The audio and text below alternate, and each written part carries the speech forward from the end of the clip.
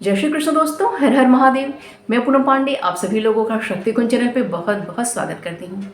वैशाख की महत्वपूर्ण तिथियों में एक महत्वपूर्ण तिथि आती है वैशाख शुक्ल पक्ष की चतुर्दशी तिथि।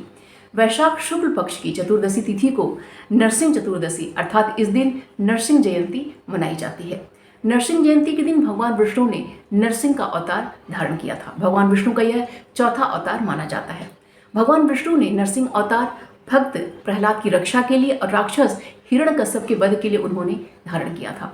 भगवान विष्णु ने नरसिंह अवतार में उन्होंने अपना आधा शरीर मनुष्य का, नर का अर्थात मनुष्य का धारण किया था और आधा शरीर उन्होंने अपना सिंह का अर्थात जो उन्होंने शेर का धारण किया था। समस्त प्रकार की बाधाओं को नाश करने के लिए, शत्रुओं को शांत करने के लिए, कर्ज से मुक्ति पाने के लिए, विभिन्न प्रकार के जो तोने टोटके होते हैं इन सभी का समूल रूप से जो है नाश करने के लिए नरसिंह जयंती के दिन भगवान नरसिंह की विशेष पूजा अर्चना की जाती है। नरसिंह जयंती के दिन ही अर्थात वैशाख मास के शुक्ल पक्ष की चतुर्दशी के दिन ही हमारी जो 10 महाविद्याएं हैं, उन 10 महाविद्याओं में जो हमारी 6वीं महाविद्या है छिन्नमस्ता, उनकी भी जयंती मनाई जाती है। अर्थात इस दिन माता छिन्नमस्ता का भी इस दिन अवतरण हुआ था, उनका प्राकट्य हुआ था। भगवान नरसिंह का और माता छिन्नमस्ता का इनका जो है आपस में संबंध माना जाता है, ये आपस में संबंधित माने जाते हैं। भगवान नरसिंह भगवान विष्णु के क्रोधा अवतार माने जाते हैं। भक्त प्रहलाद की रक्षा के लिए भगवान विष्णु ने नरसिंह अवतार धारण किया हुआ था। राक्षस हिरण्याक्ष और राक्षस हिरण्यकश्यप ये दोनों आपस में भाई थे। राक्षस हिरण्याक्ष का आतंक इतना ज़्यादा फैल गया था कि उसके आतंक को खत्म करने के लिए भगवान विष्णु ने वाराह अवतार लिया था। वाराह अवतार लेके उन्होंने राक्षस हिरण्याक्ष का उसने वध कर दिया था। उसके वध के पश्चात राक्षस हिरण्यकश्यप जो था वो भगवान विष्णु को अपना शत्रु मानने लगा था और उसने अपने पूरे राज्य में ऐलान करा दिया था कि कोई भी भगवान विष्णु का न तो नाम लेगा न तो उनकी पूजा उपासना करेगा। अर्थात एक तरीके से उसने भगवान विष्णु के नाम लेने पर उसने रोक लगा दिया था और स्वयं बहुत ही ज़्यादा कठिन तपस्या करके उसने भगवान ब्रह्मा को प्रसन्न कर लिया था और भगवान ब्रह्मा से उसने वरदान के रूप में मांग लिया था कि उसका जो मृत्यु है, उसका जो वध है, ना तो वो घर के बाहर किया जा सके, ना तो घर के अंदर किया जा सके, ना तो उसका जो वध है आकाश में किया जा सके, ना तो उसका वध जो है जमीन पे किया जा सके, ना तो जो उसका वध है किसी अस्त्र शस्त्र के द्वारा किया जा सके, और ना ही उसका वध दिन में किया जाए और ना ही उसका जो वध है रात में किया जाए। तो ऐसा वरदान भगवान ब्रह्मा से पाकर वो स्वयं को जो है अपने आप को भगवान के समान मानने लगा था और तीनों लोकों पे जो है अत्याचार करने लगा था। उसके अत्याचार से तीनों लोकों में जो है हाहाकार मचा हुआ था। सभी देवता भी उसके नाम से भय खाते थे। हिरण्यकश्यप का पुत्र था प्रहलाद, जो कि भगवान विष्णु का अनन्य भक्त था। वो पूरे समय जो है भगवान विष्णु की पूजा आराधना करता था, उनका नाम जाप करता रहता था और अपने पूरे राज्य को भी वो भगवान विष्णु की पूजा आराधना करने के लिए, उनका नाम जाप करने के लिए प्रेरित करता रहता था। भगवान विष्णु की पूजा को रोकने के लिए राक्षस हिरण्यकश्यप ने भक्त प्रहलाद को अनेकों प्रकार की उसने कठोर यातनाएं दी थी। भक्त प्रहलाद को उसने अग्नि में जलाने का प्रयत्न भी किया था, जिसे कि हम सभी लोग जानते हैं और हर साल जो है होलिका दहन के रूप में इसे हम सब लोग मनाते थे। जब राक्षस हिरण्यकश्यप का आतंक जो है अपने चरम पे चला गया था, अपने अंतिम चरण में जा चुका था, तो उस वक्त भगवान विष्णु ने जो है नरसिंह का अवतार लिया हुआ था अपने भक्त प्रहलाद की रक्षा के लिए। राक्षस हिरण्यकश्यप ने भगवान ब्रह्मा से जो जो वरदान मांगे थे उन वरदानों को ध्यान में रखते हुए भगवान विष्णु ने जो है अपना जो नरसिंह अवतार लिया था उसके विपरीत जो है जाके उन्होंने अपना नरसिंह अवतार लिया हुआ था। जैसे कि उन्होंने ना तो मनुष्य का धारण किया था, ना तो उन्होंने जो अपना अवतार जो है वो किसी जानवर के रूप में लिया था। उन्होंने आधा जो है मनुष्य का रूप धारण किया, आधा जो है उन्होंने जो है जानवर का अर्थात जो है शेर का रूप धारण किया, इसीलिए उन्हें नरसिंह कहा जाता है। उन्होंने ना तो दिन में अवतार लिया था, ना तो उन्होंने रात में अवतार लिया था। उन्होंने संध्या काल में अर्थात जो है प्रदोष काल में उन्होंने अवतार लिया था। उन्होंने राक्षस जो है हिरण्यकश्यप को ना तो आकाश में मारा, ना तो उन्होंने जमीन पे मारा, बल्कि अपने जांघ पे रख के उन्होंने राक्षस हिरण्यकश्यप का वध किया था। ना तो जो है हिरण्यकश्यप का वध जो है उन्होंने घर के अंदर किया, ना तो घर के बाहर किया, बल्कि घर की जो दहलीज होती है वहाँ पे उन्होंने अपने जांघ पे रख के राक्षस हिरण्यकश्यप का वध किया था। राक्षस हिरण्यकश्यप का वध उन्होंने किसी भी अस्त्र शस्त्र से नहीं किया, बल्कि अपने नाखूनों से उन्होंने राक्षस हिरण्यकश्यप का जो है सीना चीर के उन्होंने उसका वध किया था। तो भगवान ब्रह्मा के वरदान का उन्होंने पूरा मान रखा था। उसको देखते हुए उन्होंने नरसिंह का अवतार धारण किया था और अपने भक्त प्रहलाद की उन्होंने रक्षा की थी। जो नरसिंह अवतार है भगवान विष्णु का बहुत ही रौद्र अवतार उनका माना जाता है। भगवान नरसिंह जो है अपने भक्तों की हर तरीके से रक्षा करते हैं। जीवन में कितनी भी संकट, कितनी भी मुसीबत, कितनी भी बाधाएं क्यों न चल रही हो, अगर भक्त उन्हें सच्चे मन से श्रद्धा भाव भक्ति के संग उनकी पूजा आराधना करता है, उनका ध्यान, उनका स्मरण करता है, तो भगवान नरसिंह उसकी हर तरीके से उसकी रक्षा करते हैं। अगर कोई व्यक्ति जो है बहुत ज़्यादा डर जाता है, रात में उसे डरावने सपने आते हैं, तो भगवान नरसिंह की पूजा से उसका डर खत्म हो जाता है। अगर कोई जो है बहुत ही ज़्यादा अपने शत्रुओं से परेशान है, तो भगवान नरसिंह की पूजा से जो है उसके शत्रु उसके जो है शांत होते हैं। अगर कुंडली में मंगल दोष चल रहा होता है तो उसका जो मंगल दोष उसका खत्म होता है। कोर्ट कचहरी में अगर कोई मुकदमा चल रहा है तो उसे उसमें विजय प्राप्त होती है।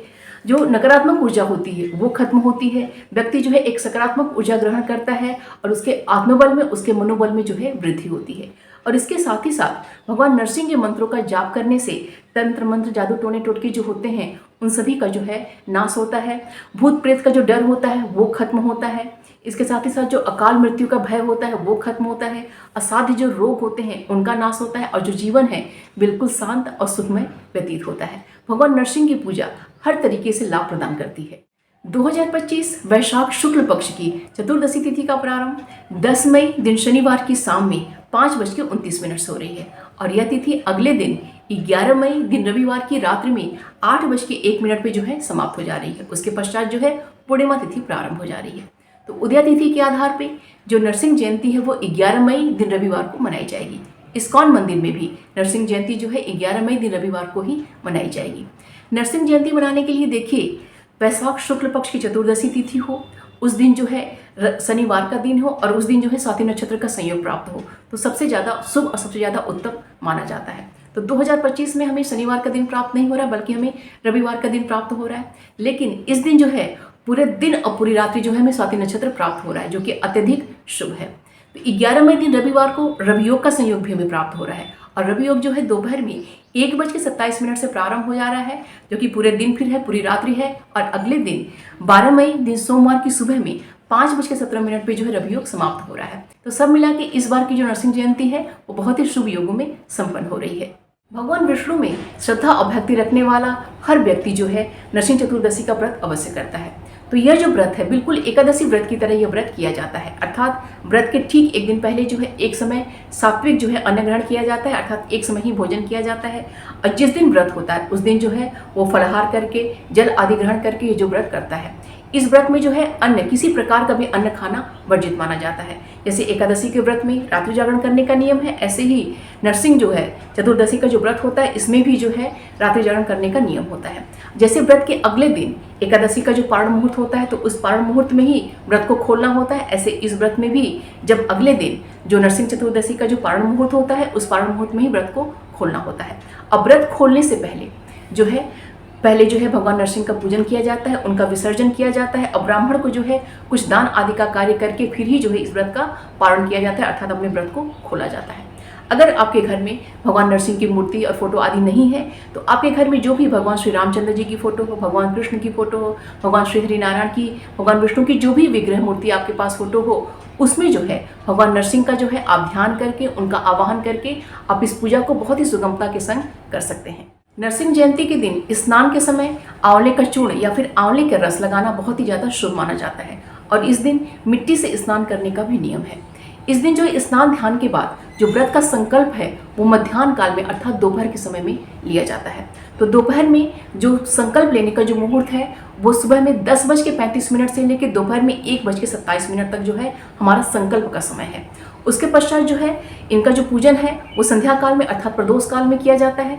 तो प्रदोषकालीन संध्याकालीन जो पूजा का जो शुभ मुहूर्त है वो जो है 3:55 पे अर्थात लगभग 4 बजे से जो है हमारा पूजा मुहूर्त हमारा प्रारंभ हो रहा है और शाम में 6:34 तक जो है हमारा पूजा मुहूर्त है।